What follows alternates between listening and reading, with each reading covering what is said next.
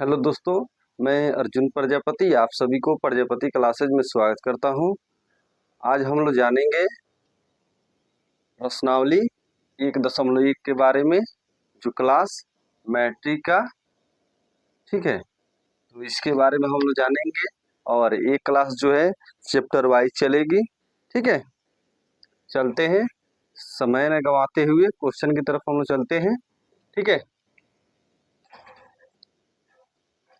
आज का पहला क्वेश्चन कह रहा है, निम्नलिखित संख्याओं का एचसीएफ ज्ञात करने के लिए यूक्लिड विभाजन एल्गोरिथ्म का प्रयोग कीजिए, ठीक है। निम्नलिखित संख्याओं का एचसीएफ ज्ञात करने के लिए यूक्लिड विभाजन एल्गोरिथ्म का प्रयोग कीजिए, ठीक है।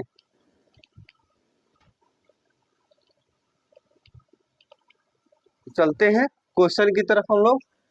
सबसे पहले क्वेश्चन बनाने का एक फॉर्मूला होता है, भाज्य बराबर भाजक गुने भागफल प्लस शेषफल। तो उस फॉर्मूला को लिख देते हैं।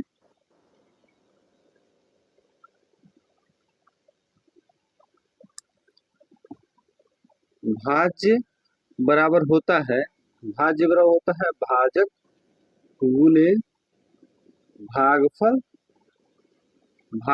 प्लस होता है शेषफल। भाज्य बराबर भाजक गुने भागफल प्लस शेषफल। भाज्य को हम लोग a दर्शाते हैं और भाजक को b और भागफल को q और शेषफल को r, ठीक है। शेषफल को r दर्शाते हैं, ठीक है। चलते हैं आज का पहला नंबर क्वेश्चन पे। 135 और 225। 225 में 135 से भाग देना है, ठीक है। तो भाग देंगे 135 में 2 से 25 से, ठीक है। तो देखेंगे 135 से 225 कितना बार में कट रहा है। तो 135 एक कम हो जाएगा 135 और 135 गुना हो जाता है 270। 270 ज्यादा हो जा रहा है, सही, एक बार में कटेगा, ठीक है। तो यहाँ पे लिख देंगे 135। 5 में से 5 गया 0, 2 में से 3 नहीं घटेगा, हासिलेंगे। 12 में से 3 गया तो 9 बच जाएगा, ठीक है भाई। फिर एक बच गया तो एक कट जाएगा, ठीक है। और यहाँ ध्यान देने वाला ये बात है, ठीक है, शेषफल बड़ा है या भाजक। भाजक बड़ा है ना, तो क्या करेंगे, घेर देंगे, ठीक है। अगर शेषफल बड़ा रहेगा तो कटाएंगे, ठीक है। तो 135 यहाँ पे है तो इसको उठा के यहाँ पे रख देंगे 135। अब देखिए 90 से 135 कटाएंगे तो कम मरतब में कटेगा, 90 कम 90, 90 दूना 180, ठीक है। तो एक मरतब में कटेगा। 5 में से 0 गया तो 5, 13 में से 9 गया तो 4। फिर शेषफल छोटा है तो इसको घेर देंगे, 90 हो जाएगा। अब देखिए 90 कितना बार में कट रहा है, 45 से कम 45, 45 दूना 90, 2 बार में कट रहा है, ठीक है। एक और बात, जब तक इसमें शेषफल 0 नहीं आ जाता है तब तक इसको हमको कटाते रहना है, ठीक है, जहां तक कट जाए। शेषफल लास्ट में 0 आना चाहिए, ठीक है। तो चलते हैं क्वेश्चन की तरफ, बनाते हैं इसको। किस विधि से बनाना है, यूक्लिड विभाजन एल्गोरिथ्म से। और यहाँ पे जो ये है ना 45 45 है, जिस लास्ट में शेषफल 0 आता है और उसका जो भाजक होता है वही हमारा क्या होता है, एचसीएफ होता है। वही हमारा क्या होता है, एचसीएफ होता है, ठीक है। तो यहाँ पे क्या कर रहे हैं, एचसीएफ ज्ञात करने के लिए यूक्लिड विभाजन एल्गोरिथ्म का प्रयोग कीजिए। तो एचसीएफ हमारा कितना आ जाएगा, 45 आ जाएगा, ठीक है। तो हम चलते हैं यूक्लिड विभाजन से बनाते हैं। यूक्लिड विभाजन एल्गोरिथ्म से,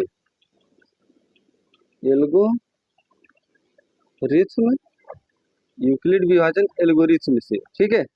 यूक्लिड विभाजन एल्गोरिथ्म से प्रथम चरण भाज्य कितना है, ये जो होता है हमारा क्या होता है, भाज्य होता है। और ये जो होता है भाजक होता है। और ये क्या होता है, भागफल होता है। और ये जो यहाँ पे बच गया है ये क्या होता है, शेषफल होता है, शेषफल, ठीक है। ये शेषफल होता है, ठीक है। प्रथम चरण में पहले क्या लिखेंगे, भाज्य बराबर भाज्य को लिखेंगे, भाज्य 225 है और भाजक कितना है 135 और भागफल कितना है 1 और शेषफल क्या है 90। ठीक है, अब चलते हैं अब दूसरे चरण में, यानी द्वितीय चरण। भाज्य कितना है 135, भाजक कितना है 90 और भागफल 1 और शेषफल 45। ठीक है, चलते हैं अब तृतीय चरण में चलते हैं। भाज्य कितना है 90 दिया है, भाजक कितना है 45। ठीक है, और क्या दिया है भागफल कितना दिया गया है 2 और शेषफल कितना है 0। जब शेषफल 0 आ जाता है, ठीक है, तो जिस जिस भाजक से हम लोग कटाते हैं वही हमारा क्या होता है HCF होता है, तो इसीलिए लिख देंगे HCF बराबर क्या हो जाएगा 45, यानी 45 इसका करेक्ट आंसर हो जाएगा। ठीक है, ये तो पहला क्वेश्चन हो गया, पहला क्वेश्चन सॉल्व हो गया। अब चलते हैं दूसरे नंबर क्वेश्चन पे, इसको मिटा देते हैं। ठीक है,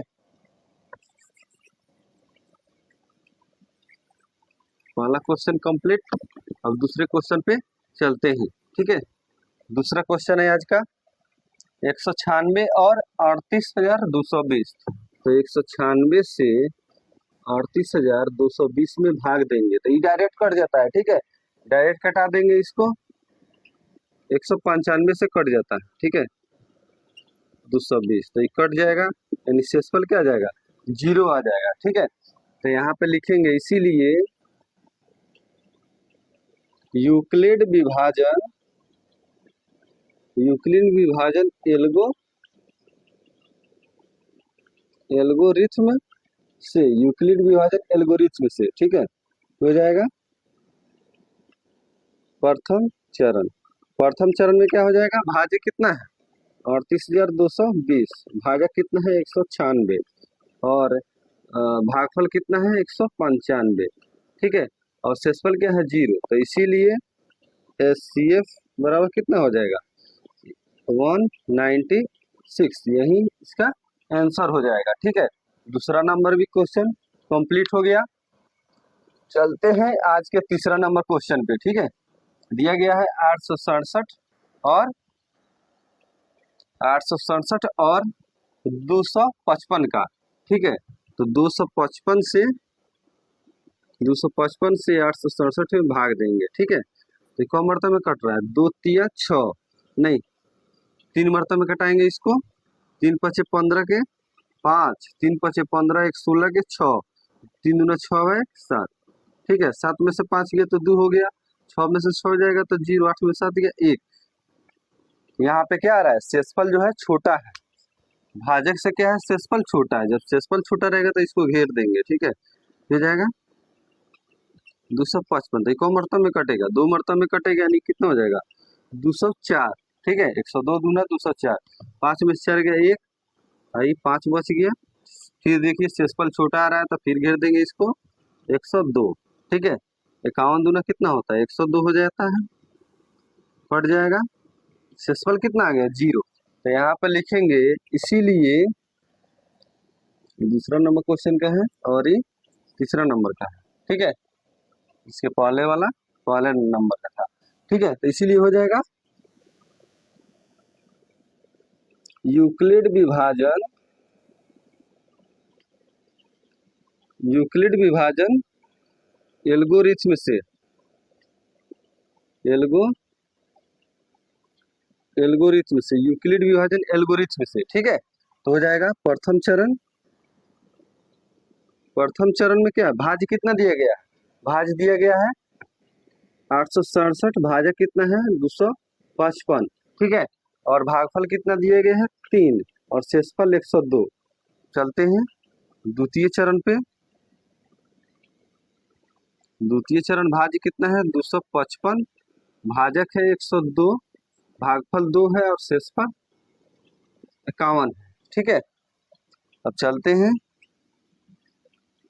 तृतीय चरण पे। तृतीय चरण पे चलते हैं, हमारा भाज्य कितना दिया गया है 102 है और भाजक है 51 और भागफल है 2, शेषफल है 0 है। शेषफल क्या है जीरो है, इसीलिए ये वाला जो शेषफल होता है, जो लास्ट से जो भाजक, तो भाजक से जो कटाते हैं वही हमारा क्या होता है, HCF हो जाता है। ठीक है, HCF क्या हो जाएगा, इसीलिए HCF बराबर क्या हो जाएगा 51, यानी कितना हो जाएगा 51, इसका करेक्ट आंसर हो जाएगा। ठीक है, चलते हैं अगले क्वेश्चन की तरफ हम लोग बढ़ते हैं। ठीक है, इसको मिटा देंगे।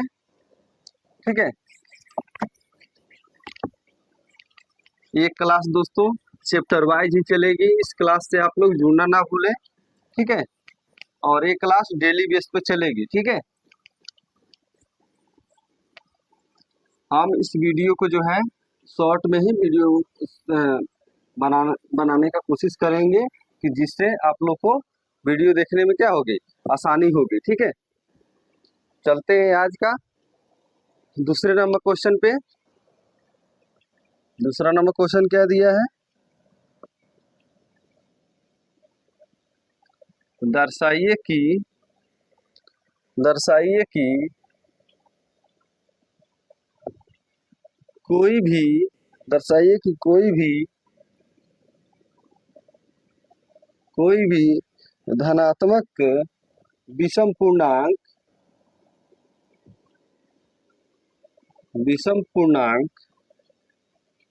6 की +1 या 6 की +3 या 6 की +5 के रूप का होता है। ठीक है,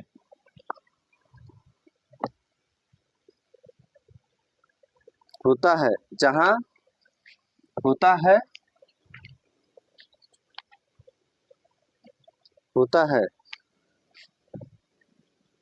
जहां Q एक पूर्णांक है। Q क्या है, एक पूर्णांक है। ठीक है, Q क्या है, एक पूर्णांक है। ठीक है, चलते हैं इसको सॉल्व करते हैं हम लोग। ठीक है, फिर से क्वेश्चन को रिपीट कर देते हैं। दर्शाइए कि कोई भी धनात्मक विषम पूर्णांक 6 की +1 या 6 की +3 या 6 की +5 के रूप का होता है जहाँ Q एक पूर्णांक है। ठीक है, विषम कह रहा है दोस्तों। चलते हैं, ये बताइए आप लोग विषम संख्या किसे कहते हैं। विषम संख्या उसे कहते हैं जिसमें 2 से पूरा पूरा भाग नहीं लगता है, उसे हम लोग क्या कहते हैं, विषम संख्या कहते हैं। ठीक है, और सम संख्या उसे कहते हैं जिसमें क्या होता है 2 से पूरा पूरा भाग लग जाता है, उसे हम लोग क्या कहते हैं, सम संख्या कहते हैं। चलते हैं इस क्वेश्चन को हम लोग सॉल्व करते हैं। माना कि ए एक धनात्मक, ये क्या है, धनात्मक पूर्णांक है तथा b बराबर 6। ठीक है, जहां r बराबर क्या है 0 1 2 3 4 5। ठीक है, इसीलिए हमें धनात्मक विषम पूर्णांक से न मतलब है, हमको विषम पूर्णांक क्या करना है, इसीलिए हमें धनात्मक विषम पूर्णांक पर विचार करना है। ठीक है, इसीलिए हमें विषम पूर्णांक पर विचार करना है जहां r बराबर क्या हो जाएगा 0 तो सम संख्या है, उसके बाद में क्या है नई पूर्णांक संख्या। ठीक है, 1 क्या है विषम संख्या है, और 3 क्या है विषम है, और 5 भी विषम है। ठीक है,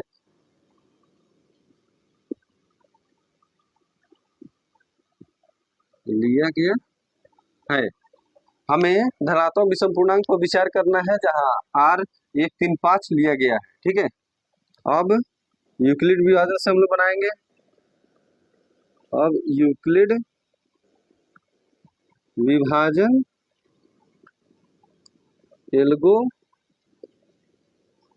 एल्गोरिथ्म से, यूक्लिड विभाजन एल्गोरिथ्म से। ठीक है, जब r बराबर 0 नहीं सॉरी आर बराबर क्या दिया गया है, आर बराबर है 1। फॉर्मूला क्या होता है, तब ए बराबर होता है B Q plus R. B का मान क्या है 6, आर का मान कितना है, क्यू का क्यू रह जाएगा और 1 का 1। ठीक है, चलते हैं दूसरे पे। आर बराबर क्या दिया गया है 3, तो अब ए बराबर क्या हो जाएगा B Q plus R. B का मान है 6 क्यू, आर का मान है 3। जब आर बराबर क्या दिया गया 5, तब ए बराबर क्या हो जाएगा बी क्यू प्लस, ए बराबर हो जाएगा B Q plus R. B का मान है 6, क्यू का क्यू हो जाएगा, आर की जगह पे 5। ठीक है, इसीलिए हमें, इसीलिए कोई भी कोई भी धनात्मक कोई भी धनात्मक विषम पूर्णांक, विषम पूर्णांक, इसीलिए कोई भी धनात्मक विषम पूर्णांक क्या 6 प्लस 1, 6 प्लस 1 या क्या दिया गया है 6 प्लस 1 या 6 प्लस 3, 3 या इसके बाद क्या दिया गया है 6 प्लस 5, 6 प्लस 5 के रूट का होता है। ठीक है, आंसर यही हो जाएगा। ठीक है दोस्तों, आज का क्वेश्चन हम 2 तक ही रखते हैं। ठीक है, और इसके जो और क्वेश्चन बाकी है उसको हम कल देखेंगे, उसको कल सॉल्व करेंगे। ठीक है, हम चाहते हैं कि जितना से जितना शॉर्ट में वीडियो बने। ठीक है, जिससे आप लोग को देखने में आसानी होगी। ठीक है, ये पार्ट 1 हो गया प्रश्नावली 1.1 का, और इसका पार्ट 2 जो है कल आएगा। ठीक है, प्लीज दोस्तों मेरे यूट्यूब चैनल है मेरा प्रजापति क्लासेज को आप लोग सब्सक्राइब कीजिए, लाइक कीजिए, कमेंट कीजिए। कमेंट बॉक्स में बताइए आप लोग को कि मेरा वीडियो आप लोग को कैसा लगा। ठीक है, थैंक यू, जय हिंद, मिलते हैं अगले वीडियो में। ठीक है।